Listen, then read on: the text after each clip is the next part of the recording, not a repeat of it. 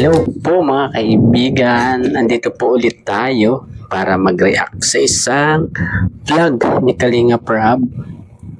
At ito ay yung sa second channel niya na dinirect ni Kalingap Ian. Ito po ay yung nag-date ang Sed Rose. At ang una ay bibigyan ng reaction ay yung pamimili ni Rose Ann syempre ng regalo kay Cedric. Alam nyo, sobrang love trip ito. Kaya halika po, panoorin na po natin. Pwede na natin ito. Magagamit na ito pang hawak ko.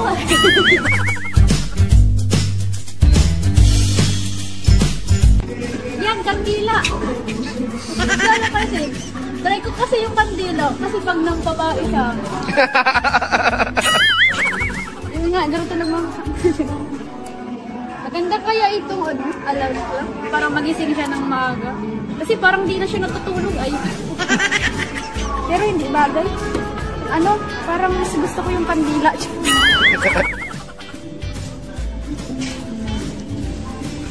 Food. Bota. Shoes.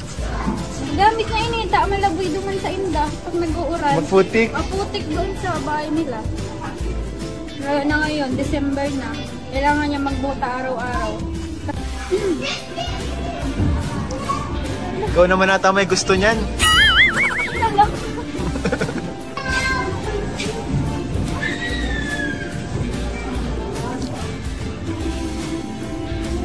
Pwede siguro tong bola. Kaso wag na. Baka paikot-ikutin niya lang ako. Ay, grabe. Pwede yung damit. Pero mas bit ko yung mas naiisip ko ngayon. Siguro magugustuhan niya yung naiisip ko ngayon kaysa yun. Always naman na kasing damit. Kaya iba naman.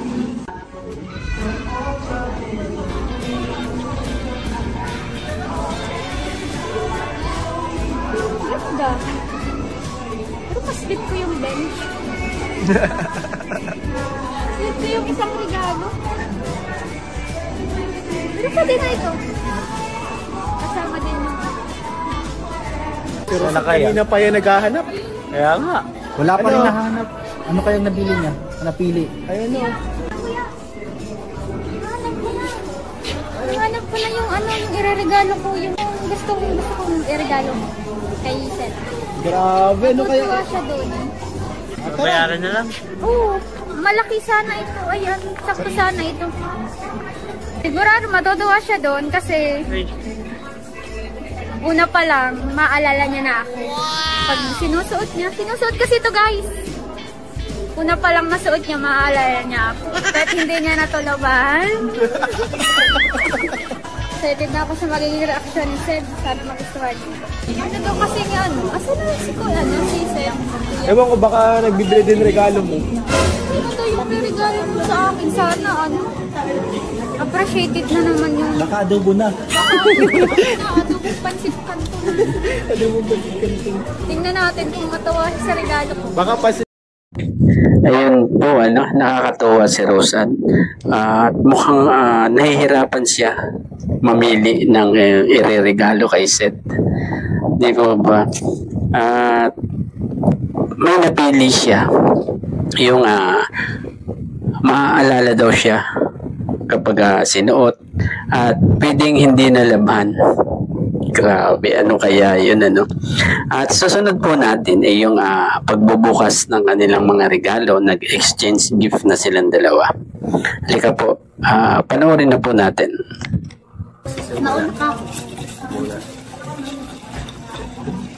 Kaya naman sa bali. Pinaghandaan ko pa yung pambalot kasi Iba-iba pang maganda din kulay. sa loob niyan. Sa akin ay... Nag-prepare ako ng pambalot na maganda kasi maganda yung nasa loob.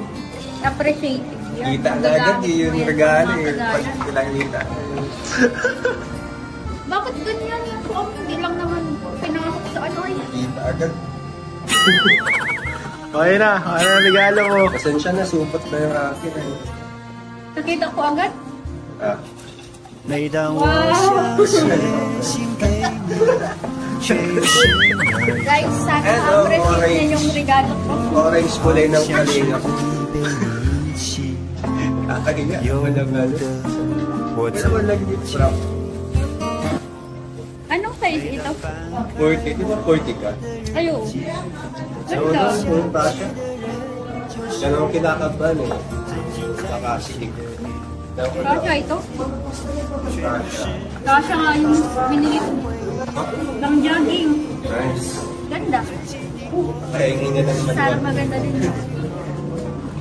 Nakakababala no, magregalo ng sapatos. Sabang ko dito kasi masaya to. Eto. Beautiful. Ibago naman akong bag, guys. Simple lang. Sana may charis. Plastic lang pala, charis. Thank you. Bakit na naman? Bubuksan ko na? Ay, ikaw na magbukas. Parang nakakatapa yung ano ah. Hingahan pa lang ni Rosan, parang... Hindi yan. Ganda yan. Parang...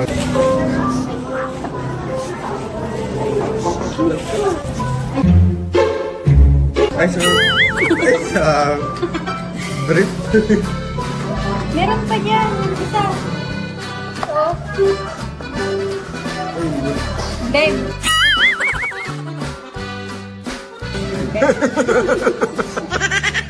Guys, may... Pinakita mo na, alam na nila yung brief. may ano pala, guys. May brand pala ng ganyan. Nagustuhan mo ba?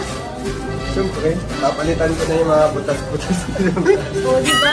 Sabi na, ma-appreciate ko din yung regalo ko. Magagamit mo yan in everything. Habang sinusuot mo yan, maiisip mo ako. Kahit hindi mo na yan laban. Grabe ano. Grabe maganda yung regalo ni Sed kay Rosan ano. May bag at saka sapatos. Pero nakakahalata na si Sed na parang ang regalo sa kanya ay kakaiba. Di po ba? Hanggang sa buksan ni Rosan yung gift, di ba? Yung pala brief pala, underwear pala regalo ni Rosan kay Sed. Grabing love trip talaga ng love team na to, no? Walang problema. Diretso na po natin. Ano yung mo? New Year's resolution sa 2025? Ako? Okay, laging loyal sa Sa akin? Kalingap. Tapos, nagkakain na ako ng tamang oras kasi hindi ako magkakain. Tapos, mag-aaral ako ng mabuti. Mag-aaral talaga ng mabuti. Parang di naman yung New Year's resolution. Ginagawa mo na eh. Oo. Ano yung bago? O yung hindi mo pa nagagawa, babaguhin mo. Gusto mo ma-achieve. Tumagaan lang ako. Tapos, sana, may ako maisip na New Year's resolution kasi di ko man talaga ginagawa.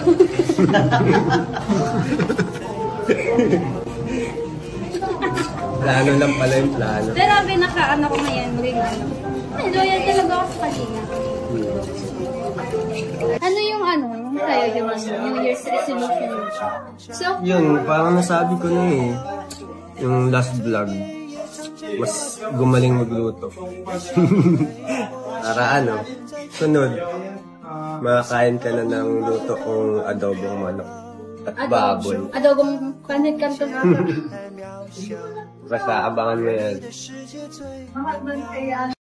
Ayun nga po. At sa yung huli, hanggang sa tinanong ni Sed yung New Year's resolution ni Rosan. Ang ganda ng New Year's resolution niya, no? Na maging loyal sa Kalingap. Totoo naman po yun. Dapat yun ang hindi maalis sa kanila. Maging loyal sila sa Kalingap. Kasi Kalingap ang nagsuporta sa kanila sa pag-aaral. At yun, hanggang dito na lang po ang ating pagre-reaction sa love team na Sid Rose. Bago po tayo magtapos, pakisuportahan po ang ama ng Kalingap, Kuya Val Santos Matubang, Ate Edna Vlogs, Kalingap Rob, at ang mga nakapaligid kay Kalingap Rob, ang mga K-Boys, Kalingap Edo, Kalingap Dan, Dr. Love, Kalingap Tata, at ang iba pa. At ganun din po ang mga matitino at legit na reactors. Hanggang dito na lang po. Bye-bye po.